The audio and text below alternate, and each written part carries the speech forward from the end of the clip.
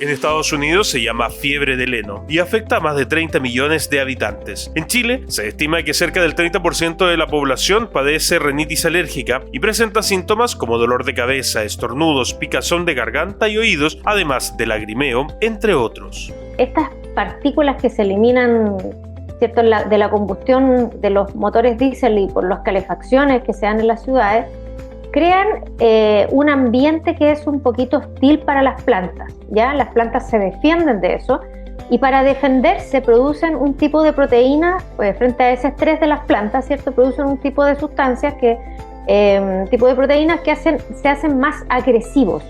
Entonces, ¿qué ocurre? Que en las zonas urbanas el tipo de polen que anda dando vueltas es un poquito más alérgeno, por así decirlo, que en las regiones no urbanas o las regiones rurales. Se ha visto, como te decía al inicio, un aumento exponencial de las enfermedades alérgicas, se ha visto que hay un aumento en ellas. Tienen un componente genético, sí, pero también hay que entender que el sistema inmunitario también se va modificando, ¿ya? A lo largo del tiempo hay alergias que se dan con mucho más frecuencia en los niños.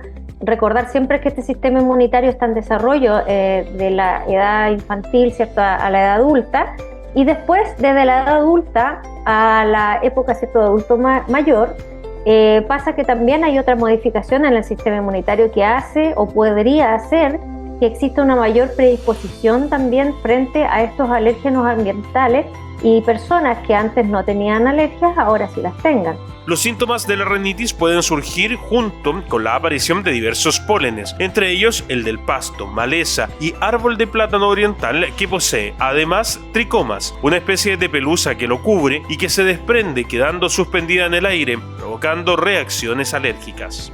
A pesar de que todos conocemos los síntomas, ¿cierto?, que son clásicos de la alergia, que es picazón, el lagrimeo, la coriza que le llamamos nosotros en el lenguaje técnico, que es esta mucosa transparente que permanentemente estamos botando desde la nariz, nos pican los oídos, la garganta, etc. Entonces, si tú te fijas, todas estas manifestaciones o síntomas o signos se parecen mucho a una gripe o a un resfrío. Entonces, aquí lo importante es hacer esta diferenciación entre cuando es una enfermedad viral o bacteriana, cuando es una manifestación de rinitis. Entonces, lo clásico que tenemos que fijarnos, ¿cierto?, es que los resfríos, las gripes, todos sabemos que duran 3 a 5 días con o sin tratamiento, ya sea el tratamiento en casa o ayudado con medicamentos, aproximadamente. Tiene un efecto, un tiempo limitado. En cambio, la manifestación de rinitis supera eso, pueden durar semanas, incluso meses. Entonces, lo primero en enseñarle a la comunidad, ¿cierto?, es a diferenciar si corresponde a una alergia o no.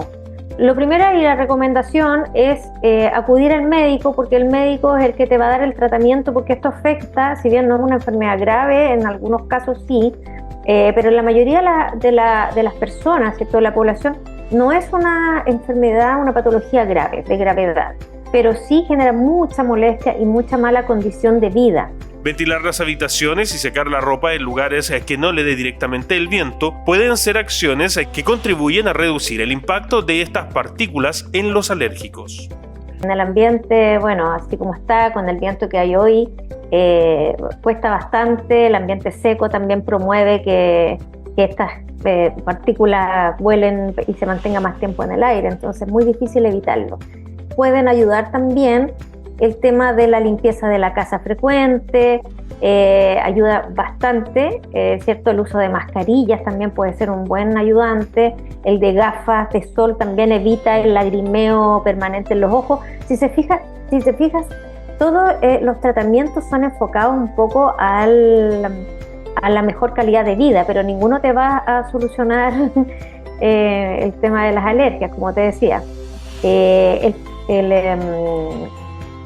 Cuando uno lava la ropa habitualmente la cuelga afuera, ¿cierto? Y está a exposición del viento, y mientras más viento, más se seca y más rápido, pero la verdad que el viento hace que también genere más polen y las prendas de ropa retienen esas partículas. Entonces lo importante ahí es ojalá secarlas en un espacio más resguardado. Plancharlas también sirve mucho porque eso elimina la suspensión de estas partículas. ventilar, como te digo, la casa, sobre todo cuando esté más húmedo, ya, porque después de la lluvia habitualmente decantan estos pólenes y hacen que estén menos en el aire. Entonces son horarios en el día que uno puede utilizar para evitar, digamos, o minimizar estos síntomas. Recomendaciones que no están de más, sobre todo para evitar las incómodas consecuencias de la floración primaveral.